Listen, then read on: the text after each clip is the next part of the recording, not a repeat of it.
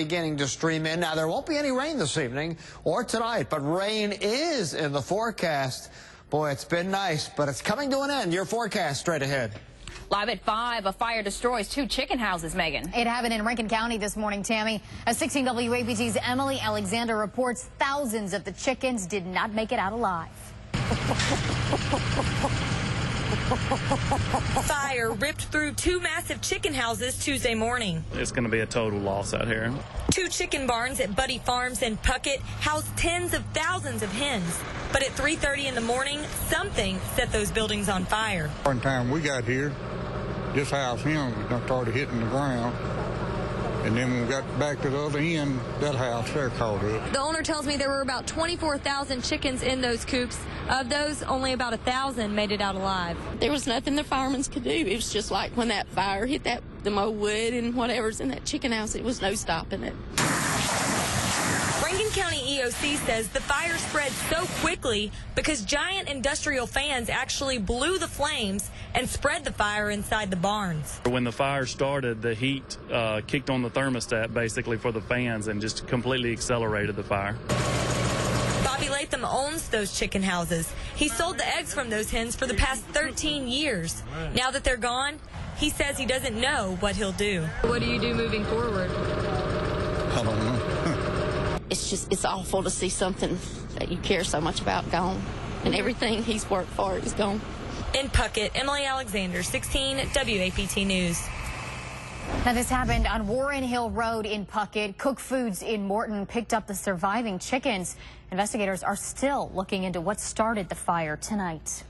New at 5, a close call for a driver when his truck flipped off the interstate. The driver says he lost control when the steering shaft under his truck fell apart. The truck landed just inches away from a big tree. Amazingly, that driver walked away from this wreck without even a scratch. New tonight, a lieutenant governor candidate arrested, Tammy. That's right, Megan. He claims that troopers used excessive force. Stop! No! Sir, what is going on? Well, the candidate says cell phone video shows exactly what happened. 16 WAPT's Ross Adams spoke to both sides. It was a routine traffic stop Monday afternoon in the parking lot of this dollar store in the town of Chula involving 2 state troopers and a Democratic candidate for lieutenant governor. Dramatic cell phone video captured the moment when the officers arrested Jelani Barr, who had been stopped for speeding. They rushed and attacked me immediately and threw me on the car and then threw me to the ground. So then where he proceeded to put handcuffs on me. Charged him with speeding, 70 into 55, disorderly conduct, resisting arrest, and non-compliance. Jelani Barr claims the trooper who arrested him never asked for his driver's license and didn't read him his Miranda rights. As soon as he jumped out of his car, he was hostile, he was aggressive, he did not follow procedure. I can't sit here and tell you that he read him his Miranda rights. If he arrested him, I'm sure the trooper did the proper procedures in the arrest. Barr now plans to file a complaint against the troopers, accusing them of excessive force during the traffic stop. In Holmes County, Ross Adams, 16 WAPT News. All right, and just to recap, troopers say they stopped candidate Jelani Barr for speeding. They say he did not cooperate when they stopped him. Now, Barr says the trooper used excessive force and claims they did not read him his Miranda rights. Well, a deputy U.S. Marshal killed in the line of duty, laid to rest today.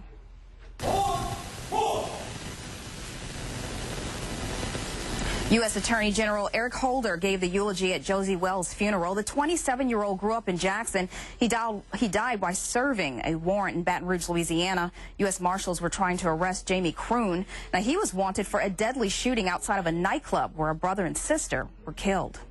Josie loved all of his colleagues. And I can tell when he would come home, he would just brag about them. And Josie and I were so inseparable, we shared everything. He told me everything. Croon also died from his injuries in the shooting. Wells leaves behind a wife and unborn child who will be named after him. New tonight, $1 million bond for the man charged in connection with the shooting of 5 family members in Brookhaven. Jimmy Lyons made his initial appearance in front of a judge. Police say 3 of the victims were children. Jermaine Sims and his 9-year-old daughter Jemiah died from their injuries. Lyons faces murder and aggravated assault charges.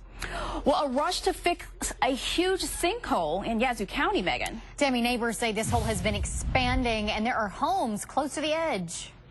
It's not going to do any good just keep piling dirt in there. We've got to get it fixed.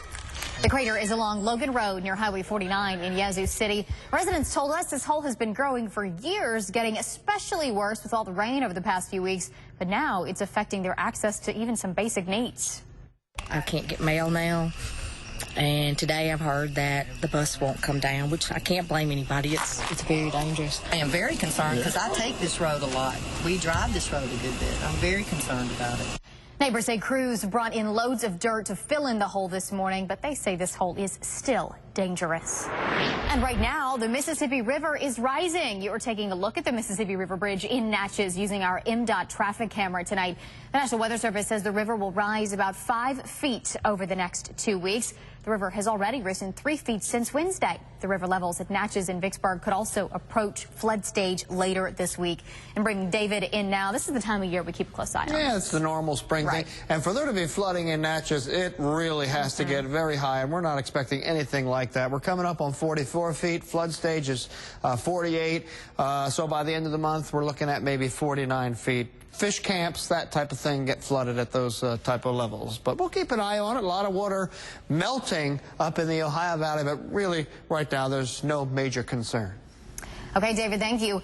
The new head of the Secret Service answering some tough questions on Capitol Hill after 2 senior agents reportedly drove drunk into a barricade at the White House.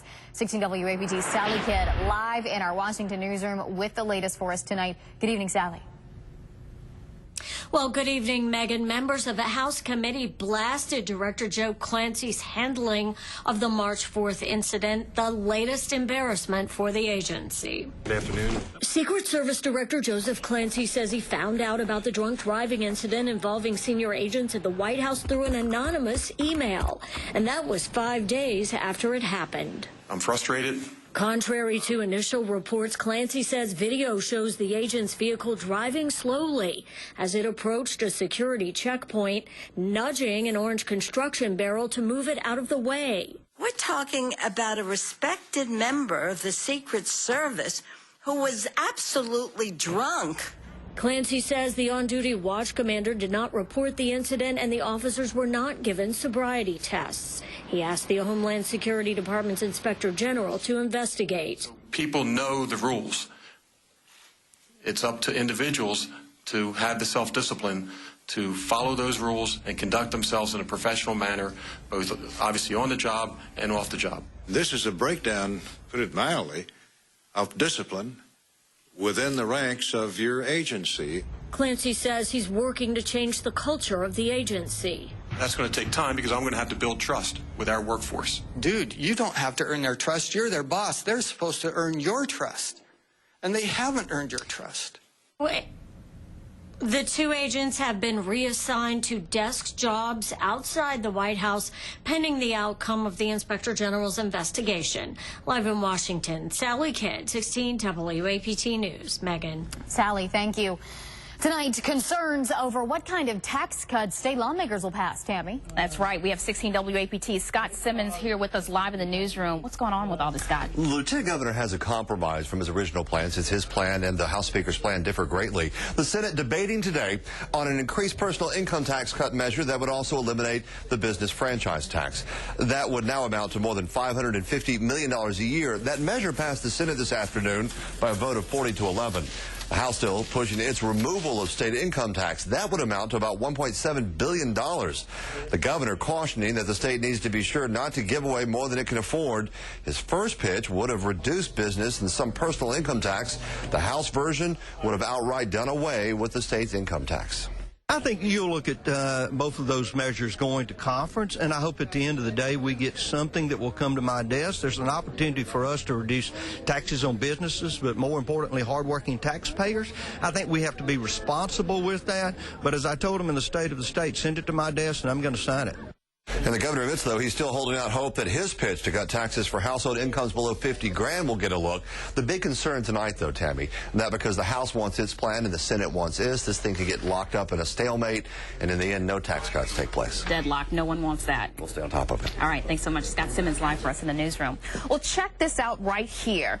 It's got 1, 2, 3 tires on it. It's called an autocycle. Tonight, lawmakers hope the governor will sign a bill that waives the helmet requirement. Now, the half-car, half-bike-looking machine has a roll cage and seat belts built into it. Legislators are trying to pave the way for companies to launch their version of the three-wheeled hybrid in Mississippi. One way to do that, get rid of the helmets. It drives like a car. It steers like a car. It's got the foot brake pedals like a car. The difference is in the experience. House Bill 111 passed the House and Senate. The governor's office says they plan to review the bill. No word on when the governor will sign it. Well, a manhunt over tonight for a convicted killer accused of shooting at police. Authorities say they found James Green II today. That search came to an end in Tate County. MBI says he shot at officers in Chula, then took off in a car. Well, tons of viewers weighing in about Callaway High School, saying they will no longer seek to go to that national tournament, Megan. And their comments are pretty one-sided, Tammy. It seems everyone we've heard from so far believes the team should have been allowed to play. A comment